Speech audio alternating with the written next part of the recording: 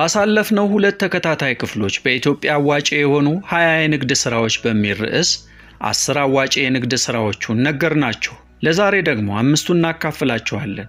ምንጫችን ኦል አባውት ኢትዮጵያ የተባለ ድረገጽ መሆኑን በቅድሚያ በድጋሚ እናስታውሳችሁ። በቀጥታ ወደ አዋጪዎቹ ንግድ ስራዎች ስናልፍ 11 ዳቦና ኬክ ስራ። የኢትዮጵያ ኢኮኖሚ ሲያድግ የሰዎች ገቢም አብሮ ያድጋል። ይህም የዳቦና ኬክ ቤቶች በደንብ እንዲስፋፉና እንዲያድጉ እናም ብዙ ስራ ፈጣሪዎች የራሳቸውን የዳቦና ኬክ ጣዕም በማስተዋወቅ ወደ ስራ እንዲገቡ አስችሏቸዋል። በአዲስ አበባ ጥንታዊውና የታወቀው ኬክ ቤት ኤንሪኮ ሲሆን ፒያሳ አካባቢ ይገኛል። ስራ የጀመሩት በ1946 ዓመተ ምህረት አካባቢ ሲሆን በምርቶቻቸው ጣዕም፣ ትኩስነትና ተመጣጣኝ ዋጋ ወጥነት አላቸው። በጣም የሚታወቁበት ደግሞ የጣዕማቸውን ቅመማ ወይም ሬሲፒ እስካሁን በታላቅ ምስጢር መያዛቸው ነው። 8 አይነት ኬኮችን ለተጠቃሚዎች ያቀርባሉ። በአማካኝ ከ4000 እስከ 9000 ኬኮችን በቀን ለተጠቃሚዎች ያቀርባሉ። ኤንሪኮ አዳዲስ ወደ ስራው መግባት ለሚፈልጉ ሰዎች ጥሩ ማሳያ ይሆናል። በሌላ በኩል ወይዘሮ ስምረት አበበ የሙልሙል ዳቦን በ1991 ስትከፍት 1 ኩንታል ዱቄት ብቻ በቀን ትጠቀም ነበር። ነገር ግን አሁን ላይ 6 ቅርንጫፎችና ከ320 በላይ ሰራተኞች አሏት። እንዲሁም 104 የተለያዩ አይነት ምርቶችንም ለገበያ ታቀርባለች።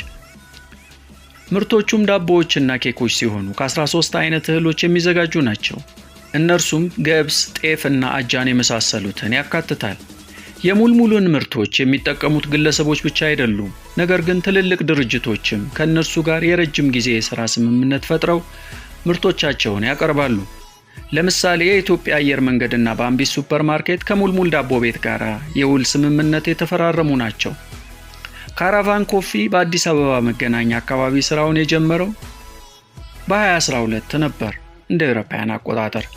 በተለያዩ አይነት ግብአቶችን በቀጥታ ከቱርክ ያስመጣሉ።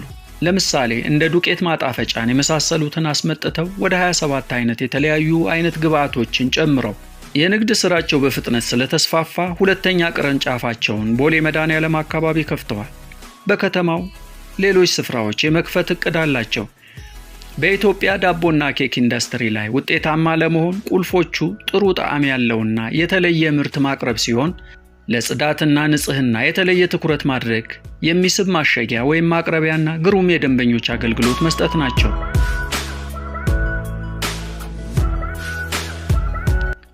12 ቆሻሻ መሰብሰብ አገልግሎት። አዲስ አበባን በምሳሌነት ብንወስድ ቆሻሻ መሰብሰብ ስራ ምን ያህል ትርፋማ ስራ እንደሆነ ማየት እንችላለን። በአዲስ አበባ ብቻ ከ3 ሚሊዮን ሜትር ካሬ በላይ ቆሻሻ በአመት ይሰበሰባል። ከድርጅቶች 18 በመቶ፣ ከመኖሪያ ቤቶች ደግሞ 76 በመቶ የሚሰበሰብ ነው። 3 ሚሊዮን ሜትር ካሬ ቆሻሻ ውስጥ 1 ሚሊዮኑ ብቻ በአዲስ አበባ ጽዳት አስተዳደር ኤጀንሲ አማካኝነት ሲሰበሰብ ኤጀንሲው ይህንን አገልግሎት ለመስጠት 169 የጭነት መኪኖቹን ይጠቀማል። የቀረውን ከ2 ሚሊዮን ሜትር ካሬ በላይ የሚሆነውን ቆሻሻ ለሌሎች ለህዝብና ለግል የጋራ ልማት ክፍት የሥራ ዕድል ሆኖ የተቀመጠ ነው። በተጨማሪም ጥናቶች እንደሚያሳዩት ከእያንዳንዱ ሰው የሚሰበሰበው ቆሻሻ በ2.1 ሜትር ካሬ በላይ ይጨምራል በየዓመቱ። በዚህ መሰረትም ዓመታዊ ወደ 7 ሚሊዮን ሜትር ካሬ ይጨምራል ማለት ነው። መንግስት፣ የግሉ ዘርፍ እንዲሁም ጥቃቅንና አነስተኛ ኢንተርፕራይዞች ይህንን ስራ ከጽዳት አስተዳደር ኤጀንሲ ጋር ተቀናጅተው በጋራ እንዲሰሩ ፈቅዷል። በ2017 27 ድርጅቶች የግሉን ዘርፍ የወከሉ ሲሆን 610 ያህሉ ደግሞ በጥቃቅንና አነስተኛ የተደራጁ ማህበራት ናቸው። እያንዳንዳቸው ቢያንስ 10 አባላት ያላቸው። ለደረቅ ቆሻሻ አስተዳደርና ለጽዳት ዓላማዎች ኤጀንሲው አዲስ አበባ ከተማን በ550 ዞኖች ሲከፋፍል እያንዳንዳቸው 900 ቤቶችን በስራቸው ያካትታሉ።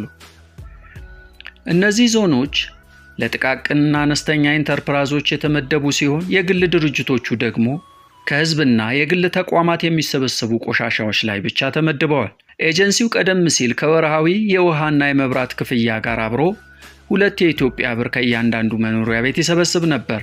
በአጠቃላይ ቆሻሻ የመሰብሰብ ዘርፍ አዋጪ ስራ በመሆኑ ስራ ፈጣሪ ግለሰቦች ያሉትንና የቀረቡትን አያሌ ዕድሎች ጥቅም መውሰድ ያስችላቸዋል።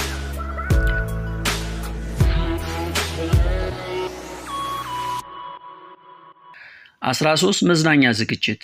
ኢትዮጵያ የአፍሪካ መዲና መሆኗ በስፋት የታወቀና በብዙ ዲፕሎማቲክ ተልዕኮ ባላቸው ኤምባሲዎች፣ ዓለም አቀፍ ድርጅቶች ወዘተ አገሪቷን የራሳቸው ቤት ማድረጋቸው የተረጋገጠ ነው።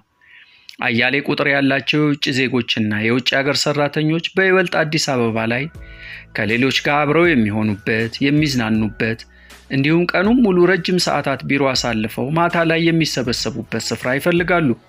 የእነዚህን ሰዎች ፍላጎትና አቅም ታሳቢ ያደረገ ባር፣ ሆቴል፣ ሬስቶራንት ወይም የምሽት ክለብ መክፈት ወደ ስኬታማ ቢዝነስ ሊያመራችሁ ይችላል። ሙዚቃ ኢንዱስትሪ። በኢትዮጵያ በሙዚቃ ኢንዱስትሪ የተለያዩ ዘርፎች ላይ መሰማራት በጣም አዋጪ ነው። ሁነት አዘጋጆችና ፕሮሞተሮች በኢትዮጵያ የሙዚቃ ዝግጅት በማዘጋጀት ይህንንም የማቅረቢያ ስፍራ ሙዚቀኞችን በመቅጠርና ዝግጅቶቻቸውንም በማስተዋወቅ ጥሩ ትርፍ እያገኙ ነው። በ2017 ጆርካ ፕሮሞሽን ለአበሻ ቢራ ዝግጅት አዘጋጅቶ 3.2 ሚሊዮን ብር በስፖንሰር ተቀብሏል። እናም ሙዚቃ ተጫዋቾች ደግሞ ከ20 ሺህ ብር እስከ 500 ሺህ ብር እንደ ታዋቂነታቸው ያህል ተከፍሏቸዋል። ትርፉ ቢለያይም ያወጡትን ጠቅላላ ወጪ ከ2 እስከ 5 እጥፍ አትርፈዋል። የሙዚቃ ቅጂ በኢትዮጵያ በአብዛኛው በተቋም ደረጃና በፕሮፌሽናል ባለሙያዎች እየተሰራ አይደለም። በአርቲስቶች ወይም ቤድሩም ፕሮዲውሰሮች አማካኝነት ሙዚቃዎቻቸውን በየቤታቸው ወይም በትንንሽ ስቱዲዮ ይከውናሉ። ኢትዮጵያ እንደ ሀገር የሙዚቃ ተሰጥኦ ባላቸው አርቲስቶች የተሞላች ሀገርና ታላላቅ ስራዎቻቸውን ያወጡ ሙዚቀኞችም ሀገር ናት። ነገር ግን ወደ ዓለም አቀፍ ደረጃ እንዴት መውጣት እንደሚችሉ ብዙም ፍንጭ የላቸውም። በደንብ የተደራጀ ቅጂ፣ በከፍተኛ ደረጃ የተሟላ ስቱዲዮና ሙዚቃ ማሰልጠኛ ተቋማት ላይ ከፍተኛ ፍላጎት ስላለ ከነዚህ አንዱ ላይ መሰማራት አዋጪ ነው። የሙዚቃ ቪዲዮ ፕሮዳክሽንም በኢትዮጵያ ሌላው ታላቅ ዘርፍ ነው። የሙዚቃ ቢዝነሱ የዩቲዩብ እና ሌሎች ፋይል ማጋሪያ ድረገጾች መምጣት በኋላ ተቀይሯል። ሙሉ አልበም አዘጋጅቶ ከመሸጥ አርቲስቶች ነጠላ ዘፈን እየለቀቁ ነው። አንድ ጊዜ የሙዚቃ ቪዲዮ ክፍያ ሲጀምር በእይታው መጠን ይከፈላሉ አርቲስቶቹ። ኢንዱስትሪው በሙዚቃ ቪዲዮ ላይ የበለጠ መመርኮዝ ሲጀምር የጥራት ጥያቄ እየመጣ በመሆኑ ለአንድ ሙዚቃ ቪዲዮ ከ60 ሺህ እስከ 150 ሺህ ብር ድረስ መክፈል ተጀምሯል። ይህም ትልቅ ገንዘብ ማግኛ መንገድ ነው።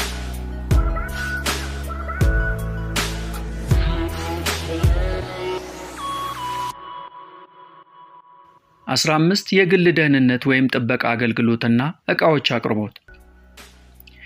በኢትዮጵያ የግል ደህንነት ጥበቃ አገልግሎት ተብሎ በተለየና በተደራጀ መልክ የወጣ ሕግ የለም። በአንጻራዊነት አዲስ ዘርፍና በጣም የተዘጋ በመሆኑ በዚህ አዋጪ ሥራ ላይ የተሰማሩ ጥቂት ድርጅቶች የትርፉን የአንበሳውን ድርሻ እየወሰዱ ነው። በ1992 የተመሰረተው ስብሃቱና ልጆቹ ንብረት አስተዳደርና የጥበቃ አገልግሎት ኃላፊነቱ የተወሰነ የግል ማህበር አሁን ላይ ከፌደራል ፖሊስ የምስክር ወረቀት ያገኘ ግንባር ቀደምና ደረጃ 1 ተቋም ነው። ድርጅቱም ለተለያዩ ደንበኞቹ አገልግሎት ይሰጣል። ብዙዎቹ ዲፕሎማቲክ ቢሮዎችና ዓለም አቀፍ ድርጅቶች ሲሆኑ ከ500 በላይ ደንበኞች አሏቸው። በ1992 ዓ.ም ስራውን ሲጀምሩ 40 ቋሚ ሰራተኞች ነበሯቸው። አሁን ላይ ከ3000 የማያንሱ ሰራተኞች ሲኖሯቸው ጥበቃ፣ ፍተሻና ውጤታማ ሪፖርት አገልግሎት እንዲሁም የ24 ሰዓት ድንገተኛ አገልግሎት አሏቸው። ምንም እንኳን አብዛኛዎቹ በግል ንግድ ድርጅቶች ያለው የፋይናንስ መረጃ ይፋ ባይደረግም በግምት 4 በደንብ ለታጠቁና ለሰለጠኑ ሰራተኞች ያለው ቡድን አቅርቦት ከ40,500 እስከ 400,000 ብር በወር ያስከፍላሉ። ይህም አዋጪ ሥራ ዘርፍ ነው። ዘመናዊ በአይቲ የታገዘ የጥበቃ ሲስተም ሽያጭ፣ ዝርጋታና ጥገና በኢትዮጵያ ከፍተኛ ፍላጎት ሲኖር ይህም ከሱፐርማርኬቶች እስከ ግል መኖሪያ ቤቶች ድረስ በስፋት የሚጠየቅ አገልግሎት ነው።